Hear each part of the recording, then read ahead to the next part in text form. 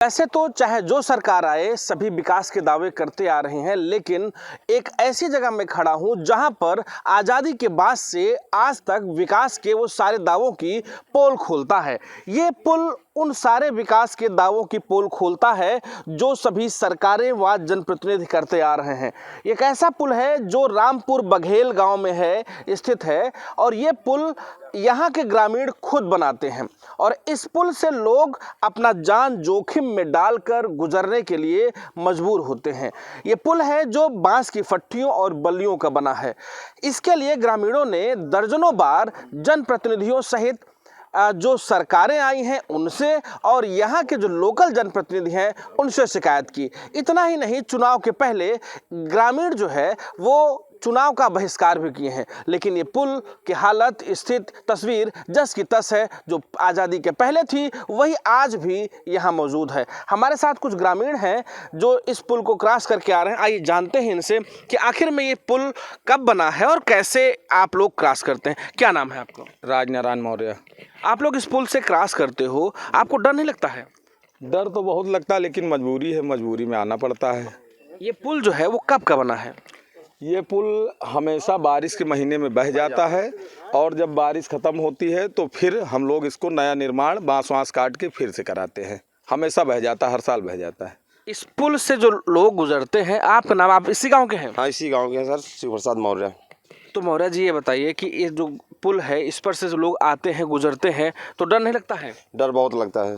तो आप लोग यहाँ पर जो मजबूरी है सर, मजबूरी है हम लोगों को। मैं अपने कैमरामैन से कहूँगा कि तस्वीर जो है इस पुल की भी दिखाएं, जहाँ पर ये जो भाई साहब आ रहे हैं वो बाइक से आ रहे हैं।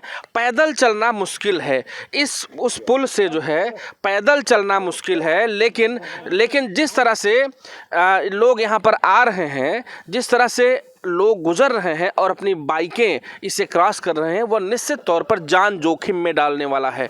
जिस तरह से पुल हिल रहा है, इसकी बांस की पटरियां हैं, जो फंटियां हैं वो लचक रही हैं, उससे किसी भी बड़ी घटना को दावत देना ही कहा जा सकता है।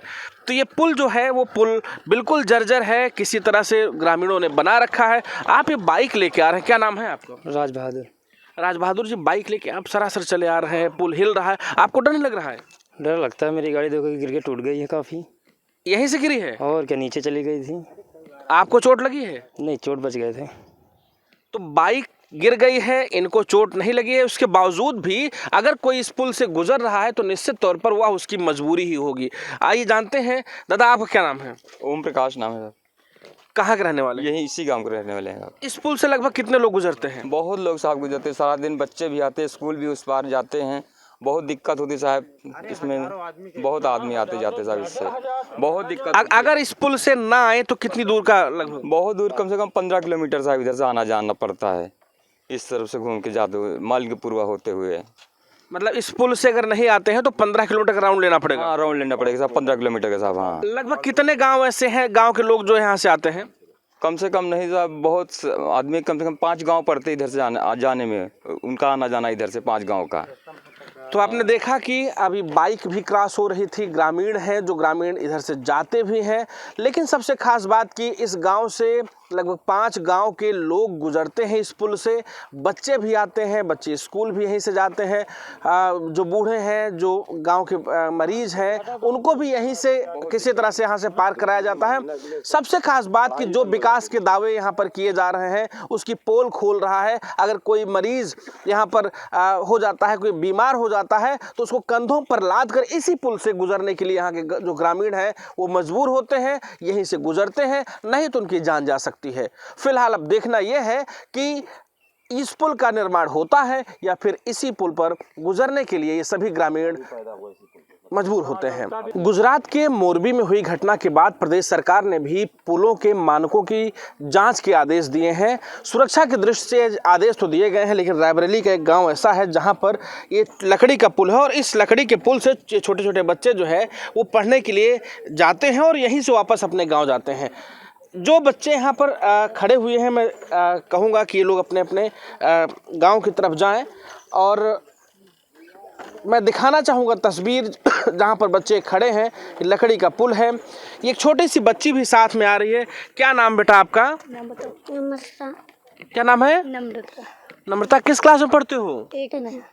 तो इसी पुल से आते जाते हो आप? हाँ, इसी से। क्या नाम है आपका? खुशी। खुशी, आप इसी से आते जाते हो? यस। आपको डर नहीं लगता है? लगता है बहुत ज़्यादा, पर क्या करें, आना पड़ता है। आना पड़ता है। खुशी जैसे अन्य ढेर सारे बच्चे हैं जिनको इसी पुल से आना पड़ता है और इसी पुल से आते हैं। इन्हीं पुल से आने के लिए उनको मजबूर होना पड़ता है। और लेकिन साथ में इन बच्चों को पार कराने के लिए एक अध्यापक भी आते हैं जो यहाँ पर हमारे साथ में है। क्या नाम सर आपका? मेरा नाम कृष्ण कुमार साहू है। आप इन बच्चों को पार कराने आते हैं? जी सर, इनको पार करवाने भी आना पड़ता है और ले जाने भी आना पड़ता है, क्योंकि पिछले सप्ताह 1-2 सप्ताह यहाँ एक ऐसी घटना हो गई, बच्चा पुल पार कर रहा था और नदी में गिर गया।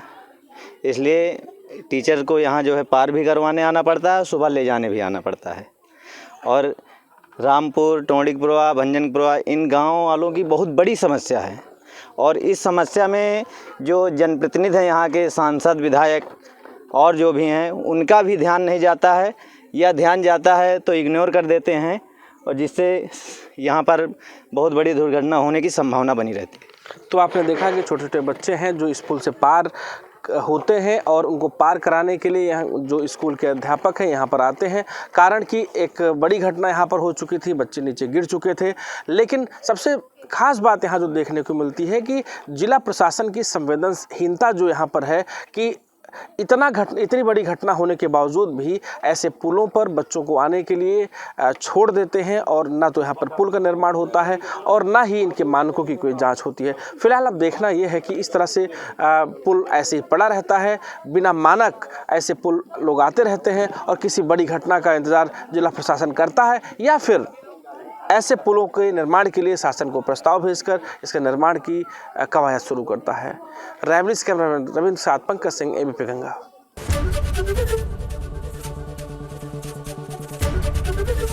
एबीपी गंगा, खबर आपकी, जुबान आपकी।